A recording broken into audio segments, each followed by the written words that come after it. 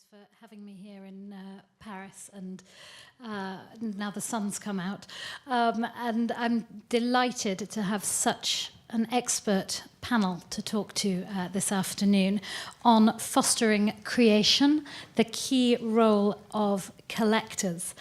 I will say a few words just to introduce what we're discussing today before I introduce you to the panel, although also their full biographies are in your handout as well. But I wanted to say, I think the words collecting and collectors are perhaps slightly overused when sometimes we mean buying and buyers. I think for older art, when do buyers become collectors? Maybe when the buyer has a passion or an overarching plan for what he's doing beyond just buying. And hopefully that also feeds into contemporary art. The other big difference with contemporary art is that the artist is alive. You can be part of the process. You can support the artist in different ways, not just owning his or her work. There are a huge range of options that we'll discuss today, and I'd like to hear a little bit about what the ideal relationships could be between a living artist and would-be collectors. We have here, in no particular order, but Aldo Rubino, who is a collector but is also the founder of MACBA Contemporary Art Museum in Buenos Aires, and has come here straight off an aeroplane from New York. So thank you very much for being here. Aaron Cezar, who is the director of the Delfina Foundation in London, whose mission, it says, is to promote exchange and experimentation in contemporary art. And, you know, as we're at talking galleries, I also very much want to know about the role of the gallerists within this relationship. We're talking about, you know, how much could and should artist representatives guide their collectors towards other ways of supporting art. What are the boundaries that they need to respect, and possible conflicts of interest. So it's wonderful to have here Samia Saouma from Max Hetzler Gallery. She heads up the gallery here in Paris, although the gallery is also in Germany. And Kamel Mennour, who has a gallery also here that I'm sure you know, and a small space in London too.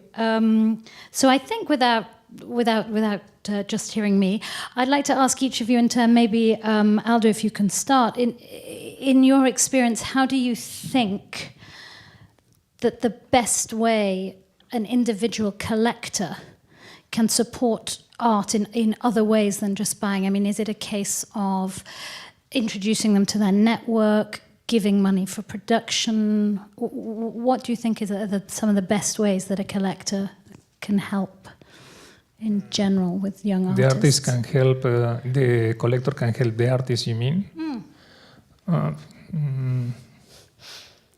Difficult. I think the collectors, the main wish they have is really to buy and build a collection over the years. When they start to collect and they start to know deeply an artist and they like the artist, in general they engage with the artist. So some of them start to help to support a project from an artist. Many times even they work together with the gallery or work together with the museum for an exhibition. But I think that first the collectors, the main wish they have is to collect, to know the artist, and with the time. And if the artist is alive, maybe they start to be engaged with the artist. That's a little bit. No, yes, exactly. Your first relationship, I guess, with the artist is probably to buy. Yes, for their sure. Work. That makes sense. Aaron, do you also have you got examples of how you've seen it work well? I have. I think a lot depends on context in which the collectors and artists operating in. In more undeveloped art scene, there's often a close relationship between kind of the artist and the collector. In very developed art scenes, because of museum patron groups, because of galleries to some extent. There's maybe a little bit more distance between the artist and the collector because the market begins to compartmentalize people into spaces. And sometimes those interactions don't kind of come together. In our own case at Delfina Foundation, we have been set up by what you would call a collector, though she refuses to take on that title. Like many collectors here probably also refused to kind of take on that title. It's been something that has evolved, you know, in terms of their engagement with the art world. They've maybe looked back and said, actually, yeah, now I actually do have a collection. But when I started, it started from this place of passion. But our own space was set up indeed by someone you would call a collector, and it's a residency space for artists. And increasingly, we started to work with different parts of the art world, and then we'll get into this later about how we're also offering residencies for collectors. But to go back to our core point, which was about artist residencies, our founder identified a need for more space for artists to work in London. And this is at a very critical time in the development of the young British art scene. This was the late 80s, early 90s. Now I think we can't look at the international art world, art market, without thinking about some of those artists who came from that period, from the YBAs.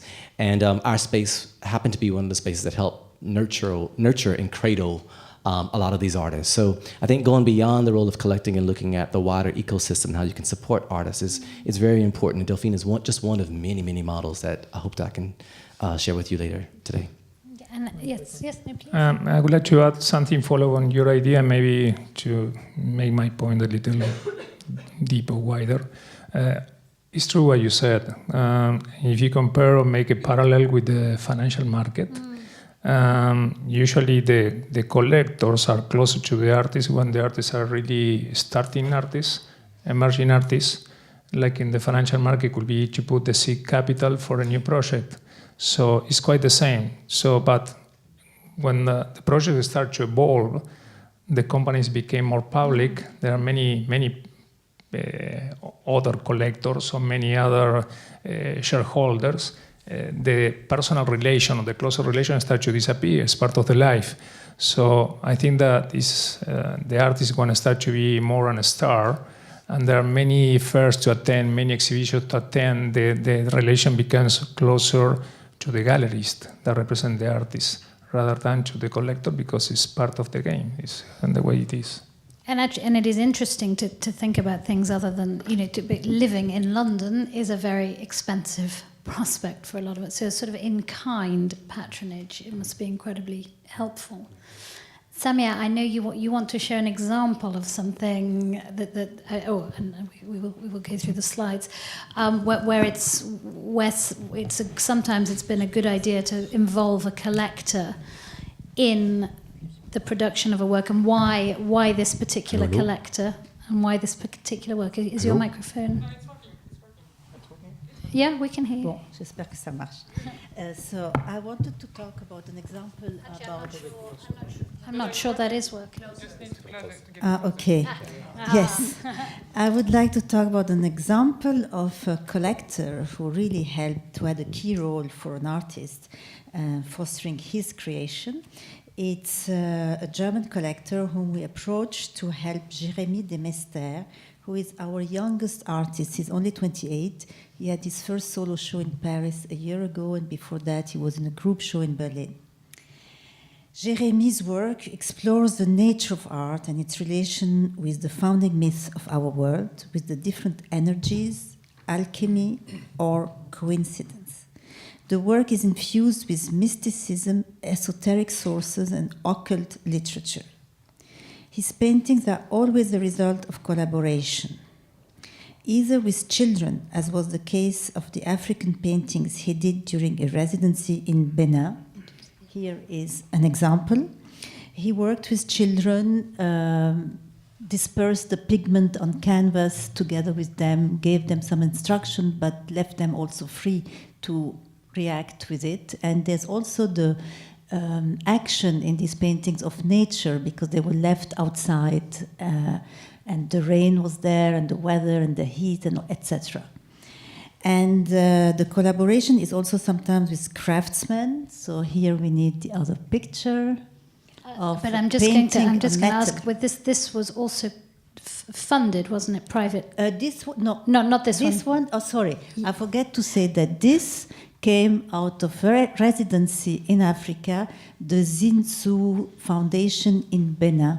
He was invited to spend time there, and while there, he had the idea of a collaboration with children there.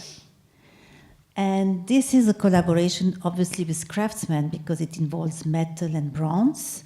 And there was also a collaboration, there is, and there will be in the new work, collaboration with scientists and also with friends, which all form what he names La Demestria. Demester describes himself as a gypsy painter in reference to his descent. One could say that his work is a sort of cast of identity. Some of the paintings have a direct link with his childhood spent in a gypsy camp in south of France. The project for which we found a collector helping him is the Lightning Project. It emerged... This one here. Yes, it emerged from the desire to paint with lightnings, actually with painting, with its coincidence and energy. In order to do so, he needed to build a lightning rod device, there it is, implanted on a summit somewhere in the Alps mountains this year between June and August, where there will be lots of strikes normally. This device will capture lightning strikes during a storm and will then conduct the electric charges on the canvas you see there, thanks to the apparatus he designed. He was especially inspired by Walter de Maria lightning fields, the monumental setup on a plateau in New Mexico desert. And in Jeremy's case, lightning will compose the paintings. These will be on canvas, wood, or leather. The structure he will use has been designed with the collaboration of an architect and takes account of natural constraints such as wind, ensuring the project viability. In Berlin, he will be able to use the Terra Mobile system, a mobile laser that would serve as a tool to test the viability of the structure by triggering or guiding the lightning. Involved in the project are Jérôme Kasparian from the CNRS Research Center, who actually participated in the development of this tool, the Mirabile. And Terra Mobile is a project initiated jointly by a French-German collaboration of CNRS and DFG, which is the German equivalent.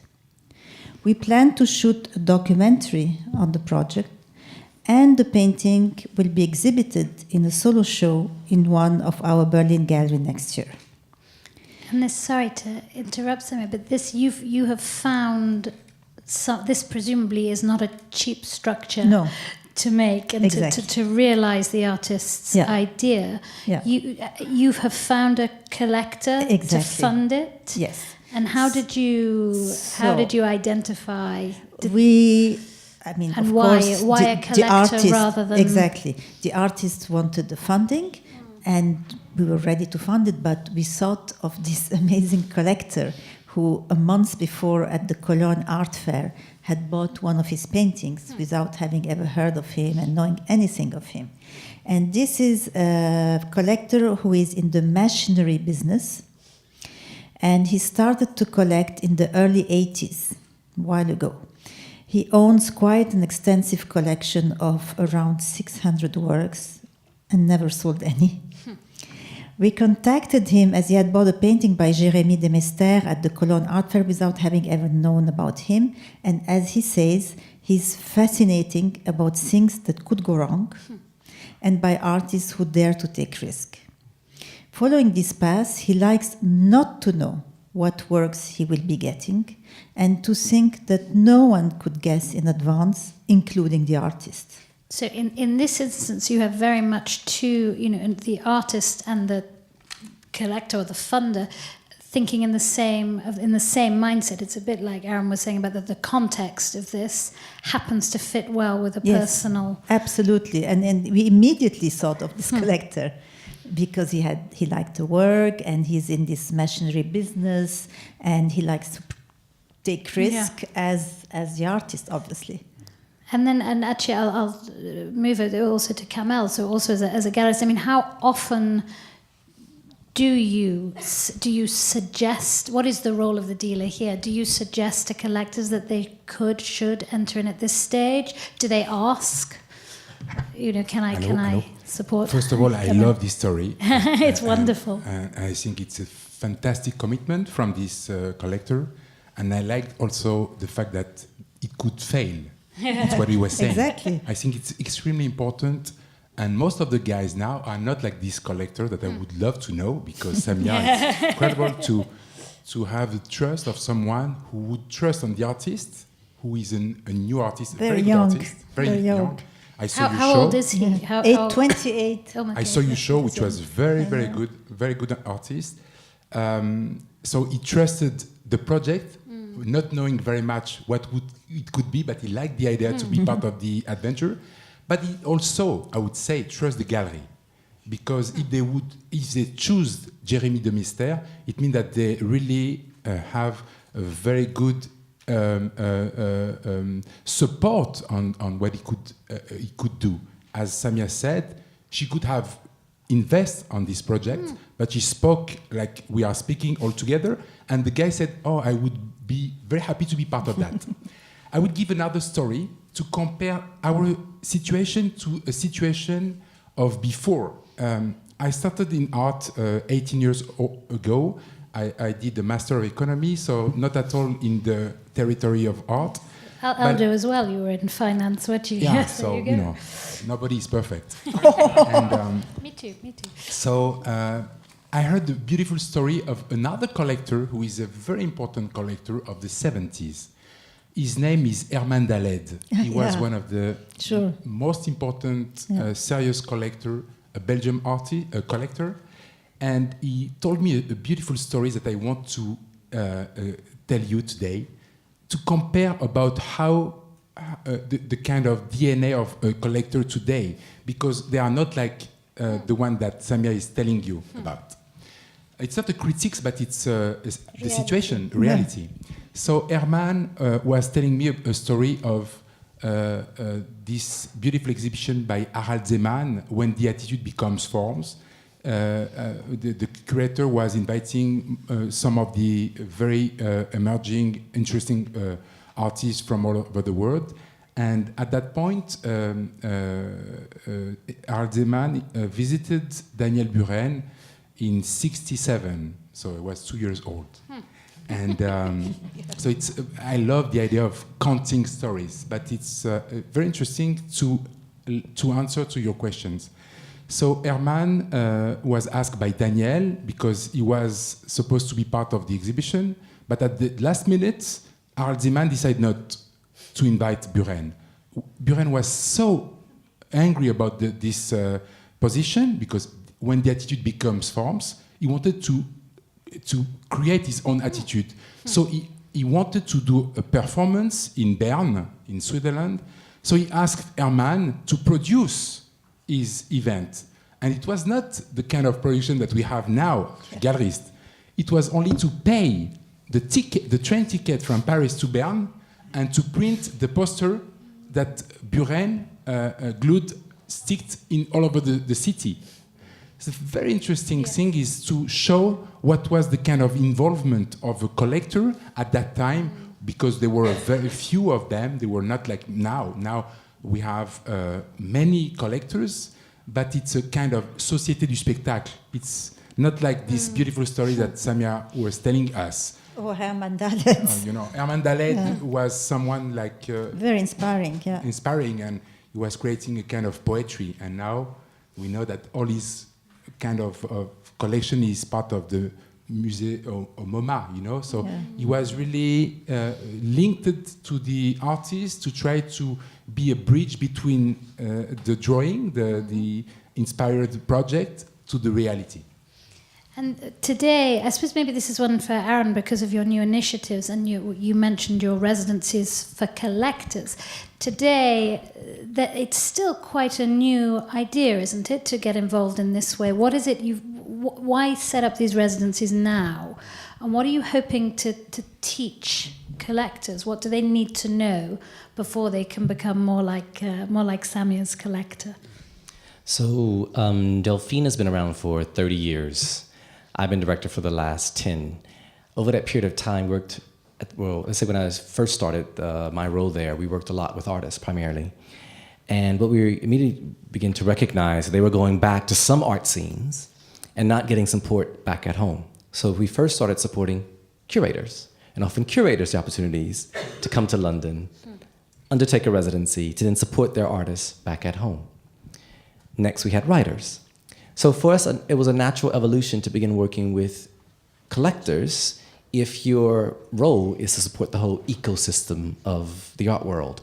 But I also want to return to what I said earlier in terms of the distance that sometimes, and in some places, have been created between artists and collectors, whereby a conversation that's unmediated, a conversation that's about art doesn't take place, largely because collectors will go visit an artist in their studio as a group of 20 people brought in by an institution. Exactly, they don't stay for 20 minutes and they all leave. And so there's no real kind of engagement taking place.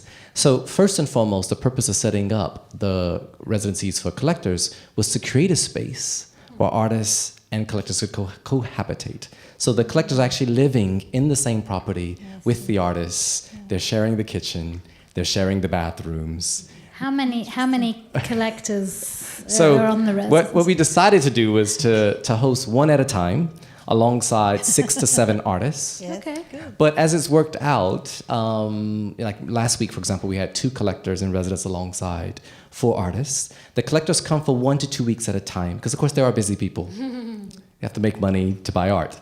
But also they have families and other engagements. So we thought that that's 1 to 2 week period of time, we would make it as intense and pack it as much as a 3-month residency for an artist will be.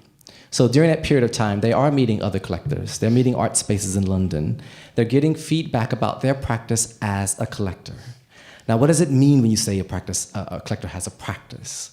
We're very much looking at those who are challenging the notion of what a collection is. So our very first visits by collectors were by the John Salons from Marseille, which many of you will know, who of course are collecting conceptual art and performance. Yes. All the way to Lucian from China, who arguably has a collection of architecture in Nanjing, commissioning 25 buildings by the world's leading architects. Wow. So we are looking at collectors who are out there who actually are trailblazers in terms of thinking about the possibilities for what a collection can be.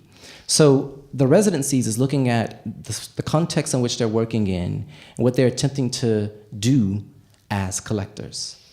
So I'll give you one quick example. Last week we had a visit by Luba Mikhailova, who's a Ukrainian collector who set up her first art space in Donetsk, which is a city that's now completely occupied by Russia during the last war. During that occupation, she lost the art space that she set up in her entire collection.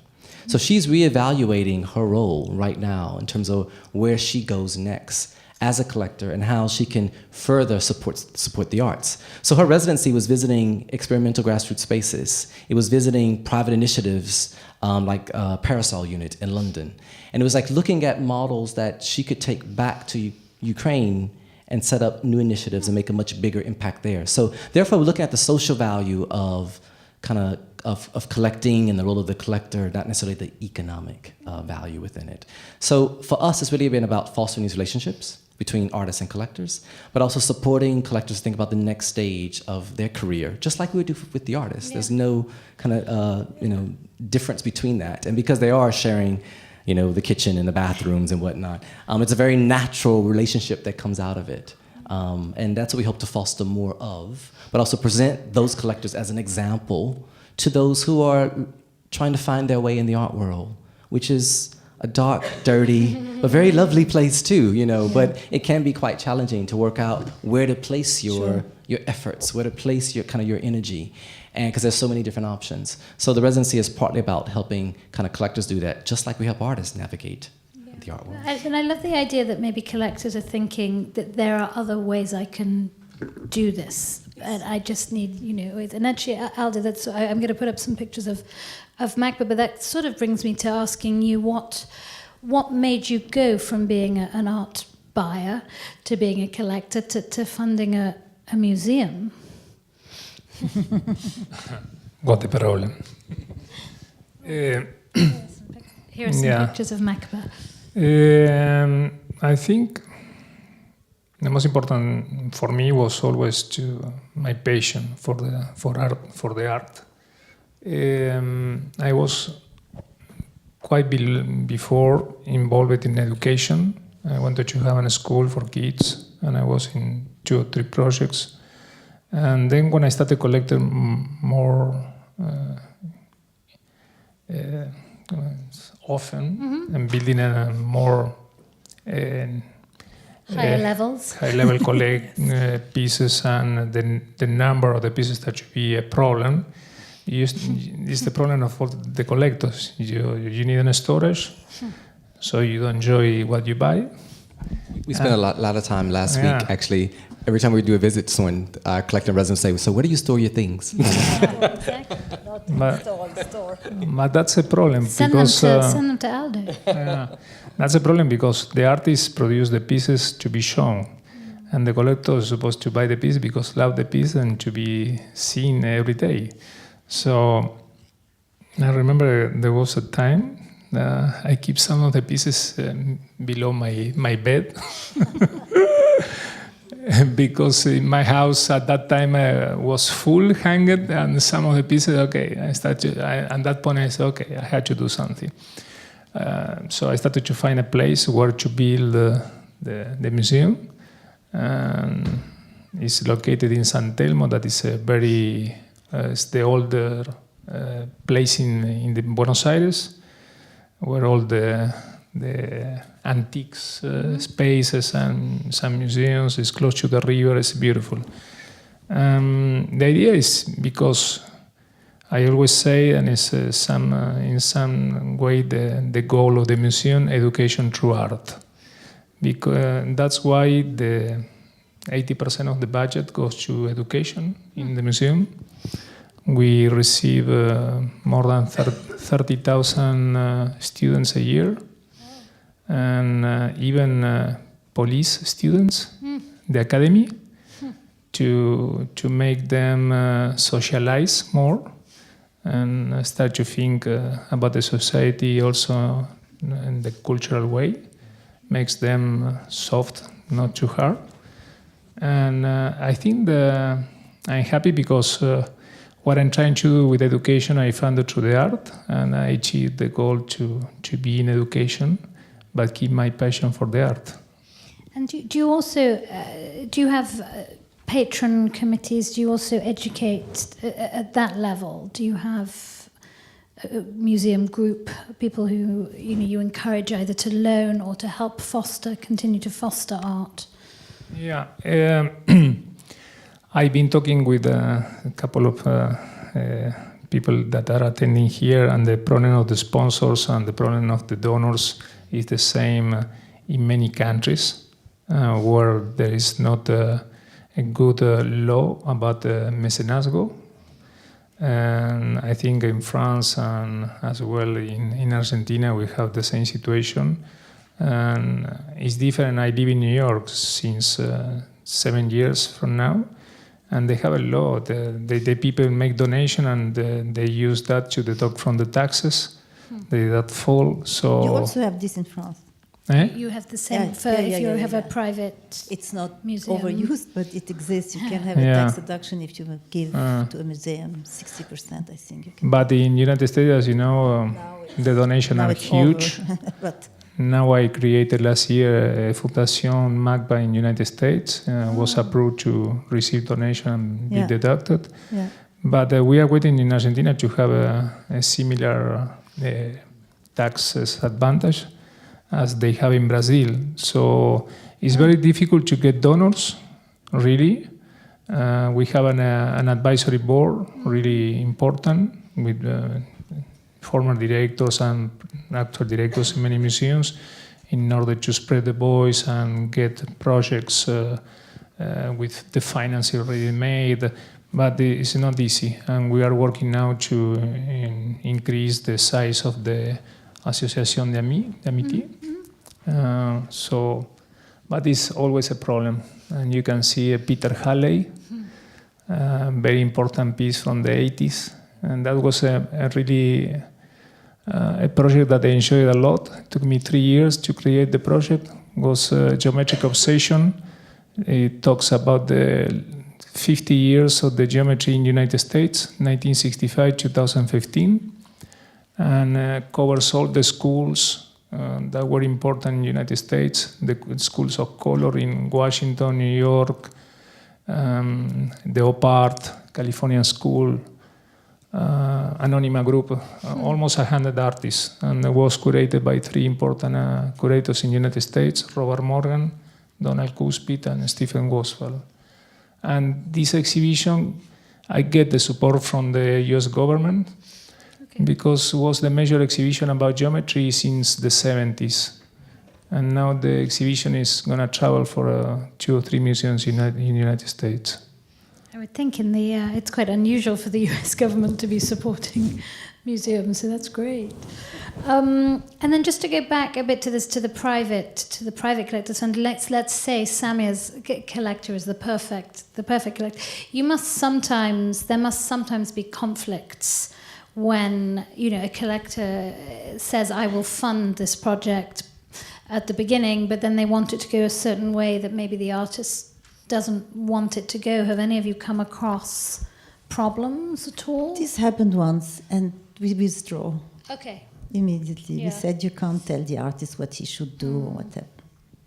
But it's tricky if artists need money. I think this is the tricky area. Yes, please. I mean, I have a good example. I mean, we also have a group of patrons for Delfina Foundation, and of course, sometimes the residencies don't result in anything immediately. Yeah. Something will come over time, but immediately, and we do not put that requirement onto the artist. Yeah. We also have residencies where very specifically collector will support. Okay, very similar to how the example you described, there was a commission. This was just an open-ended residency, and we approached the collector. He said, you could apply to my foundation. We applied to his foundation, and we were working with the foundation director. They said, congratulations, you received the grant. It was for £3,500, which is not very much money, because it was a very short residency. The condition is the artist must give a work to the foundation to receive the money. And normally that wouldn't be a problem if it was a lot more money, perhaps, but it was £3,500, yes, which was less than the cost of his work. Yes. And so then we're in a situation where this artist is from Africa, in a context where there's not much possibilities for him to raise the resources for the residency. 3,500 today. Yeah. But, we basically told the collector to fuck off. We're like, we're not going to put the artist in that kind of position. Go and buy a work from the artist. Sure, and then if they want it, work, we can work it out separately. Sure. Yeah. And so these things do kind of come up, I think, in the context of funding for institutions when you're working directly with collectors in a way in which we do. Our patrons group are amazing because it's a pool of funding that we access. But when it's a direct relationship, it can be problematic. And actually, that's a good question. It raises the question: what's going to happen at the end of this Demester work? So, does the collector does he own all the pieces? No, does he have the first he has right the first of refusal? choice. He might take 1, 2 works. I don't know. He waits and see, but of course he will have the first choice. Fair enough. Yeah. But he's not invested in the other works. He doesn't get cut back. He's not expecting money back. With the scientific side in Berlin, it was very helpful, and he gave money, and that's it. And then he will get a work that he can choose. And then what about the other conflict? Kamel, I'm going to ask you this, but the other possible conflict that you could have, that if you introduce a collector to your artist and they're very involved in their career, then they have a direct relationship, which as a gallerist could be a problem. Is that something you manage, you look at carefully? Oh, it never happened. I mean, of course, artists, they can even meet collectors in cafes, restaurants. So it's not a question because you link the collector to the artist that they can behave in asking them directly or trying to direct them. I would say, I'm not naive, but it doesn't happen. Okay. People, they have respect, I would say, I think. This can happen, but we withdraw. We say, sorry, we can have a coffee together, that's it. I would say that some of the collectors are very happy to be part of a challenge in terms of creating an utopia, creating something which can happen. And I would say my position is to offer them the opportunity to be the first choice. They can say yes or no. And maybe the collector of Samia can say, "Oh, yeah, I would keep this money for another thing." Yes. I would say, maybe. We never know what happened. I mean, in this case, he had to commit, but he could also say, "I don't like the work." Yes. That's and also, sure. as we were talking about earlier, some works are not particularly ownable. You know, some of these works are going to disappear after. It could be a performance or something that disintegrates naturally. So persuading people. But do you emphasize the social, the kind of generous you are? You know, the artist as a charity. Is that how do you sell the idea of supporting? I mean, in a special case, if an artist has a specific project and needs some support, we will think carefully who would be the ideal person who is generous enough, open enough, willing to go for it. But of course, it's tricky. You can't ask any kind of buyer to come along. Because, of course, presumably there is still value in there being buyers. Yes. You know, as you were saying before, sometimes that's better than offering something very... Yeah. What about for... I mean, I don't know... It would be lovely to hear exactly what sort of levels we're talking about financially. But if younger people... I get a sense that younger people today don't necessarily want to own as much, and we're in much more of a sharing community. But can they afford also to be a part of this? I mean, would you do Kickstarter campaigns, or are there ways to engage younger people at lower levels? Absolutely. We've actually done a Kickstarter campaign previously with Art Basel, and it's a very interesting story because that Kickstarter campaign there's a direct line between that campaign and our collector in residency program. Only via the fact that we were very lucky to be part of the very first group of organizations invited by Art Basel to the Kickstarter campaign.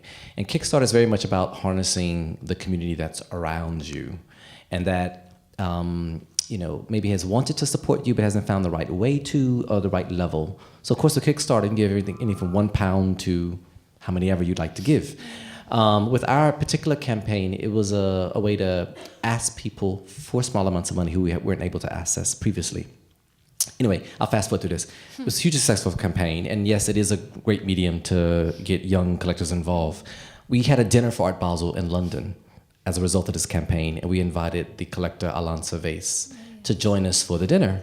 And because we were quite close in terms of kind of friendship, I said to him, well, we have an extra bedroom at Delfina if you'd like to stay. You know, it was just one night. And he said, yeah, actually, I'll come, but I'll stay for 3 nights. And then I watched his engagement with the artist over that 3-day period, you know, sitting up late at night, having a glass of wine, you know, well, he doesn't drink, but the artists were drinking. And they were kind of debating kind of art market politics. And then he was also kind of giving them a sense of actually a value for works that are like performance, for example, which, you know, we had a group of performance artists in residence then at the time who, of course, felt outside of the art market in a way. And he was giving them a sense of what galleries that they could actually work with or try to become closer to, who would have an affinity towards their kind of practice. And so the kind of exchange that took place then made us think about this could actually work as a residency for collectors alongside artists. And then now outside of that, our own kind of patrons group, we can accept anything, to be honest with you. Like, we don't have levels in that regard because we think that everyone should be able to kind of participate in the context of the residency. I think the problem is with maybe young collectors is that if they're not comfortable having a conversation, relationship with artists, then they may not be so comfortable being a patron at Delfina Foundation. Because it is about that social kind of dynamic. Yes. Largely, we've had really great experiences, I have to say. But it's also been a sophisticated kind of collector who has been a patron of many different museum acquisition groups. Then what happens is they realize that maybe they're not really engaging with artists as much as they'd like to. So therefore, they then want to get engaged with Delfina Foundation because they know there are real artists there living and working in the space. So I think as institutions, we have to create these opportunities for young collectors to get involved. And I think galleries are doing a great job at that as well, by hosting kind of events around exhibitions that attract them into it. And it is clearly a very different mindset to want to sit up at night watching an artist drink wine and discuss the world around you from buying at auction pretty anonymously. And being able to show it off to your friends, or you can't necessarily show off an artist. Yes, or a Kickstarter donation. It's not as... Okay, this brings me, so before I open it up to questions, that brings me very nicely to my last question. We saw last night in New York that a collector who wants to show off a work has spent $110.5 million on a Basquiat. But is that good for art? Is that directly opposed to what you're trying to do at a grassroots level? How does that affect art, do you think? I think it doesn't have much to do with art. I think it has to do more with speculation, showing off, especially when you know that the collector posts immediately the picture on Instagram. He put his picture on social media, yes. Serious collectors are more discreet in general. And those huge numbers are very confusing for other artists.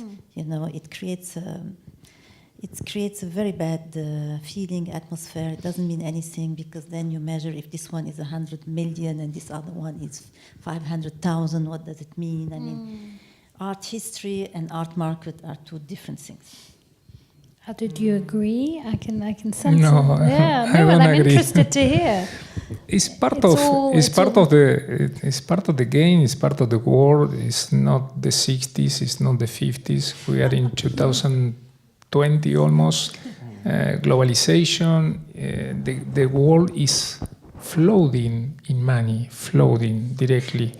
Since I think one of the key points or turning points, to say in a better English, was the last financial crisis in the United States in 2010. I remember to be in London in February 2010. Maybe Kamel, that follows the market for sure, he remember. There was, I think, the most important auction about Zero Group. There was an auction of the Zero Group. Oh, yes. It was superb, never seen, and you're not gonna see again that kind of collection because it was amazing. And was at the same time of the crisis. The estimates went to the real price, hammer price, average 10 times. And from then, never the prices of the Zero Group went back. So it established a new level. Yes, and that's for lesser known artists. And that's the market. But that shows you that when the stock market sometimes is low, the art market can go up because people trust more gold or art than stocks. I want to finish the idea. I finish the idea. So usually when the market goes bad, financial market, in the previous time, if you see in the 70s, on the 80s, the art market also was bad. Yes, recently, yes. But now it's totally inverse. So when the financial market goes down, the art market goes well. You're opening up a whole other debate. More people are scared of the financial market, more money goes to art. But besides that, again, the world is floating in money because the rates are really, really low, where in Germany it's -0, in United States it's almost 2% for 30 years or 10 years. So there is a lot of speculation, but how many more millions of works, paintings, sculptures are right now than in the 70s? People that are the storage in the world, even free ports, there are trillions of storage more than in the 70s. And as many more foundations to make the seed capital for emerging artists and other collectors to found other projects, the production of the artists now is immense. So it's impossible to try or to manage that in a different way, and it's the rules. But in some way, even as a speculation, the speculation is going to hurt mostly the people that speculate. It's the big money, the major leagues. But in some way, that fashion part of the art world make the collectors, above all the young collectors, more interested to be part of the game in different levels, and attracts also the idea that it's easier to get money to in some way to fundraise a project, because they say maybe in 10 years it's going to become another Basquiat. So it's not bad. It's not good. If you analyze, some of the prices are really extremely crazy. I think many of those are not going to be stand in the long term. But now, and you study that and you wrote an article or a book, art is an asset class. I had a question mark there. Yeah, no, but it's true. For me, I'm a banker also, levels, and it's an asset class. Well, I think, and maybe better to buy Basquiat than a yacht. Maybe there is a trickle down effect. I should probably open it up to questions now. I didn't know if anyone had any questions to this brilliant. Oh, I already have a question. Oh, you need my microphone. Thank you. So, because today we are talking so much about collectors and collecting, is there a way? What is the? I mean, when do you call somebody a collector and when is somebody a buyer? Because I'm a little bit confused. Everybody's speaking about collectors, and when you read the reports from TIFAF and stuff, then there's rumors that there should be 600,000 collectors. But what actually is a collector? I mean, normally for me a collection is something when it's a structured, you know, like your geometric obsession exhibition is a structured thing. But do you think that there are 600,000 people or even more that really collect structurally? And I maybe ask you. Well, I suppose I would. Is there anyone who wants to say how you would define? Do you define a difference between a buyer and a collector, or is that up to the individual? It's totally about the individual, and the world is huge, and there are people in love with art all over the world. Of course, I personally make a difference between collector and speculators, or between people who love art and people who just like the art world.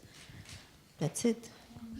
I think everyone's a collector. I mean, that's the kind of point that we took with the program we're doing called Collecting as Practice, where we're looking at the psychology, philosophy, and the politics of collecting. And we're trying to make the program as accessible to all, so that the idea of collecting rocks on a beach, shoes, stamps, all part of kind of the notion of what collecting is. When you take that same terminology to and place it in the art world, again, it does become about the dealers, the buyers, the collectors, the speculators, and all this kind of complicated stuff. But I do like to think of it in this global sense that we are all kind of collectors. Just that when you go to like a fair dinner, or you're like registering for accreditation for something, and you only have the category curator, collector, dealer, and you have to make a choice within that.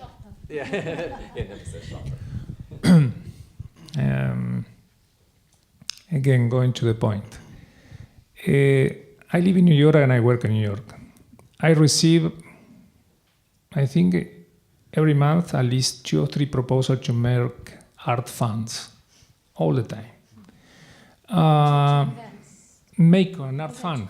You know that there is hedge funds, equity funds. Now there are art funds. The largest one that exists is in London, in fact, and for sure you know that one. So how much money? Usually are funds of $50 million to $100 million to start, and are really petite, small, because it's not real money. So it's impossible to stop the speculation, because there is something that differentiate the art world to the financial market. It's not regulated at all. And there are, as you know, there are many articles all the time about laundering money with art, free port storage with pieces of art that storage there, bought with laundry money. So, and that is part of the bubble we see many times in the prices of the contemporary art. When it's gonna stabilize, or stop a little the bubble, when that market starts to be regulated.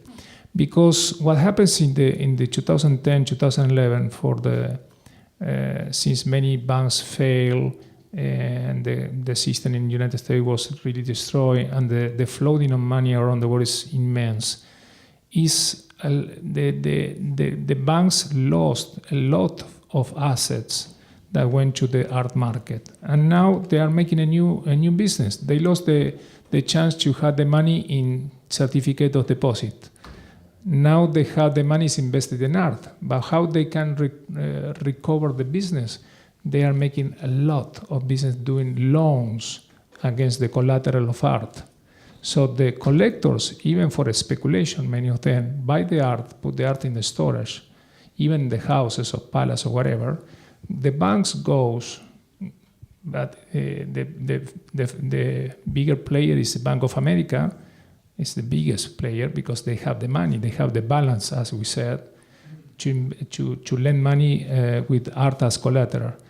But this is again the game that destroyed the financial market in the 2010, because you have, suppose, 100 millions in art. Bank of America comes to you and say, okay, you have 50 millions with that collateral. With that 50 million, you can go and buy again 50 millions in art. You call Bank of America, and Bank of America gave you 30 millions. It never ends. When is going to end that? When that market starts to be regulated, or when there's a correction in the market, as in the art market, as happened in the financial market, and when the prices start to correct, falling down, and those people that has the collateral supporting the loans has to sell, push it to cover the loans, the prices are going to be like in a snowball going down. It's going to happen? Could happen, yes. Yes, could happen. Thank you. Or maybe the lenders aren't collectors. That's a long answer to your question, but that's a very interesting point. Were there any other questions? Oh, Georgina. Oh, and there's Georgina, and there's one at the back. Yes. Just the same question that we had in the previous panel is the future. Particularly, are there plans for Delfina to what happens? Sandra told us, you weren't there, but Sandra was asked the same question. And she said, I don't know if my children will want to continue.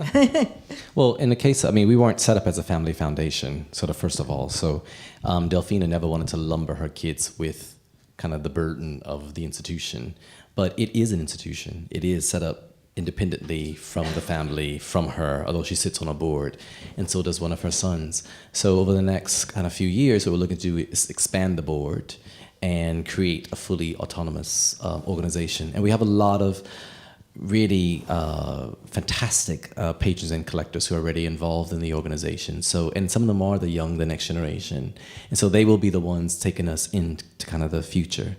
If I could take that question a different way too, about the future of collecting, because also in the previous panel, there was some reference to the whole notion of, collecting kind of the digital, collecting performance, and collecting these other areas. And I think that as technology and as we widen the scope of what is collectible, which is some of the things we're looking at in our program, I think that we will begin to kind of create another kind of way of valuing kind of these things. Yes, a website at the moment, and I know Alan Cervais, the previous collector, mentioned, did show me once, is the website I bought, and it's an artwork, and it's online, and anyone can access it, it's free. That has, I think we have to think about value in a very different way. Fortunately, there is the market that dominates, but I think social value of art and the narrative it creates for us as a society is absolutely kind of important. That Basquiat, yes, that is the economic value of that work. If it's conserved well, it will kind of stand the test of time. But what we will remember about that artwork will be the price tag of it, unfortunately. So I'm not sure what that is actually adding to our society, or maybe it's a real reflection of where we really stand today. Yes. A sad one, but there you go. Thank you. And then there was a question, yes, back there. Hello. Some of you mentioned the fact that more and more collectors aim to be part of the creative process. Do you think that this means that in the future we could have more and more partnerships between collectors and gallerists in the future? Go on, Kamel. To foster creation? I'm going to make you talk. No, collectors are always invited to, I would say there's different profiles of collectors. Of course, some of the collectors, because of one point, they like the artist. The second point, because they want to have a first choice. Third point, they like the institution. Of course, collectors, there's much more people getting in this territory. It's, there was this kind of guy who was presenting himself as with a trophy, with the Basquiat. For me, it was a little bit weird, but it happened. The spectrum of collectors is so large now. We have small collectors, middle collectors, huge collector like this guy. So it's a kind of exhibitionist collector. This guy, it's very. He wanted to show. It was an incredible way of communication. Maybe some of the people would say that because he did a worldwide communication. Would say everyone speaks about that. It's very. I received this Instagram. I had to open my eyes. The guy in front of the Basquiat, and extremely proud, as if he was showing, as if he was a hunter getting to Africa with a lion, or someone taking a new sexy girl. Very strange. So it's different profiles of collectors. It's, as you said, the reflection of our society. We are in a very new world, so even if you are a little bit sometimes sad, it's part of, we are witness of our society. Can I just follow up on that? Are there also collectors who are investing in galleries? I mean, is that one way of supporting a program? That seems to be happening more? I don't know if it is existing in France, but maybe, yeah. but... I know there are a couple. Sorry. Maybe, yeah, in England, yeah.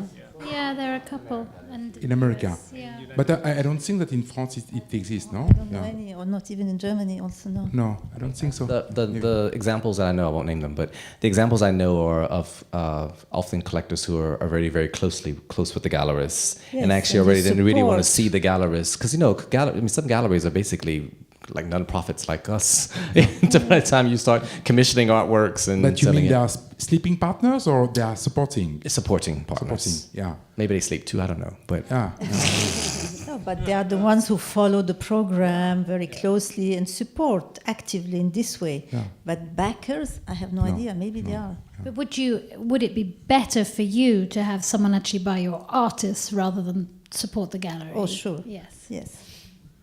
Were there any other questions? You can have another one, and then I've got another one. No, because you said this about tangible and intangible art, right? And so the other thing when we are speaking about a Basquiat, we speak about a painting. But you have, from Max Hetzler, you've showed us in artwork was with scientific background. So I can assume that artworks, as when the market proliferates and gets more and more professionalized, become more expensive, like blockbuster movies, which cost hundreds of millions. So when the artworks will be produced more professionally, it might be that they become very expensive in doing, right, in producing.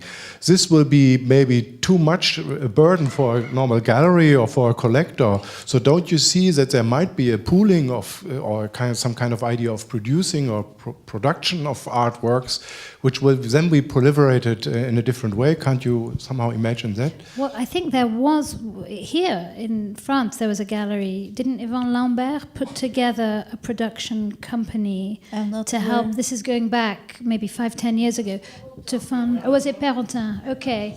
I don't know. Okay, that's right. And I don't think it has But did it work? come off the ground. So maybe I'm thinking of a different one. But there is also, but yes, I think that is quite. This maybe the reason we're talking about this is because of the cost of production and how do you see that going? What can happen is for one artist who works with 4 galleries, the 4 galleries together can produce the new body of work. Yes, so that's the advantage of artists having lots of galleries. Yes, but is it also one reason why some artists are going to bigger galleries or more international galleries because they have the money to fund? So maybe in a way Absolutely. it's better to have your collectors fund than Larry Gagosian, for example. Sure. No, so some artists have very expensive work to produce and would choose a gallery who would back every production. It happens. I just want to talk about the non-commercial aspects of kind of commissioning as well, and also kind of throw up an interesting model of collectors coming together to support commissions, which is an organization in Istanbul. I was going to say actually called Saha, because I want to give something that was like not of like a British example.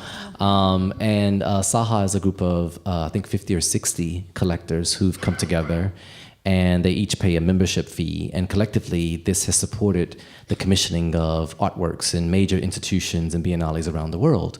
And they, of course, are not acquiring those works as an institution, they're just supporting the commissioning process of it, but also supporting residency. So they also support a residency, and sometimes 2 residencies a year at Delfina Foundation in London, but also around the world. So there are kind of other examples that can happen within outside of the kind of commercial context, because also let's not forget biennales and museums also kind of need support for commissioning as well. But I also think it's just to calm down everyone and just start making all these works do not need to be monumental. There's a time and place for that. And actually it's about whether it makes sense for that artist within their practice for it to be of that kind of scale. And that's where kind of good galleries give them that kind of advice. Yeah, but also, we should mention Art Angel because it's quite spectacular what they do in London, A group of people who pay a fee a year and they produce amazing work by great artists since a long time with curator like John, what's his name? Gerard? No? The head of Art Angel. Oh, yeah. Yes, exactly, James Lingwood. Yes. But they also, what then happens afterwards? I think it's all very well to produce, and I suppose if it's a film, it's probably okay. But if you do produce a monumental work that then needs someone to keep looking after it, sure, that's another area. I can see that there's room for something in between. Yes. No, it's true that in general the huge installation or the huge projects are made by museums or private collectors, important ones. So you're always going to have money in that case to fund this kind of project. But it's important at that point, going back to the project of your artist, and you ask what happened with the work, and they exchange the seed capital for the work. The rules have to be really clear at the beginning in order not to have any conflict after. Usually the museum or the collector is going to have the first choice, and sometimes they even agree the price before to finish the piece. It's important at that point. Yes, that's a good point. Do you have a contract? Do you set up a contract? No, because this is the art world. I know. No. Yes, in the museum, yes, you have to. But there's another point, about talking. Why don't you have any contracts? Because we work with people we trust, and the moment there's no more trust, maybe we can part. I know. I'm going to ask you a question. The first kind of question that our collector in residence kind of told to, or the first story, I guess our collector in residence told to our artists about a situation kind of like this, and the gallery said, "Oh, we don't have contracts with the artists," and then he said to the gallery, "Are you married?"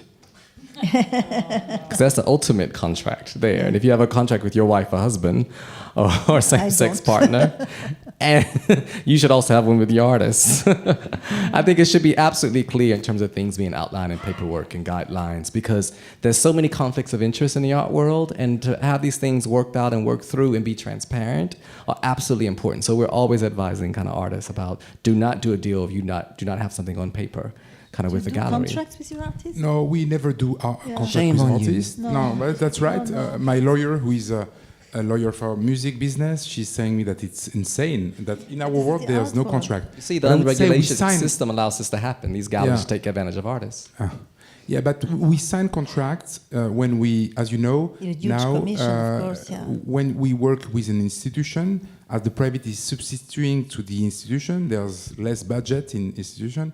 We have contract with the museum or the foundation because of sending back the money if the work is sold to the institution. In this case, yes, but with artists, no. It's shaking hands and glass of wine. I run a non-profit art space. We raise money. It's residencies. We do not have artworks in exchange, but I have a contract with every artist about what we supply as a non-profit organization. We have a lease. They also sign a lease for the rooms, and they sign guidelines for use of the property, and we sign what they're going to do during the residency. We also say what we're going to provide during the residency, and that's not a business kind of for organization. galleries, I really think a lot about this subject, which is a very important subject. But you know, I was really thinking, because I came from this world, I mean, signing a contract. But, you know, it's not the same that when you bring someone in a residency and sharing bathrooms and kitchen, of course you need to have, in terms of insurance, everything. But with an artist, I was thinking about all the big dealers like Matisse or Canveler. They had contract and they were giving a monthly payment with artists. Now, even when you buy an artwork to an artist, sometimes he say you yes or no. It's a different world.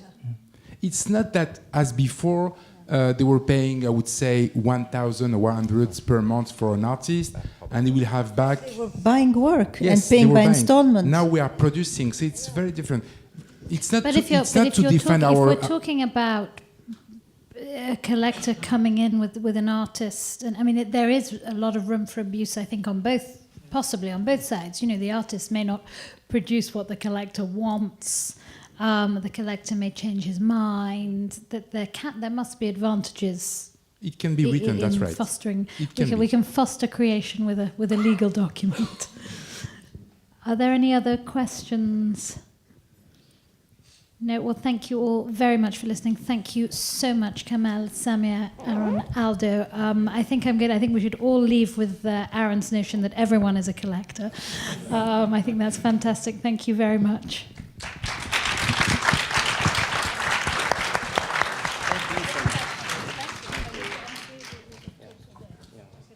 We'll have a small break, and we see you in 15 minutes.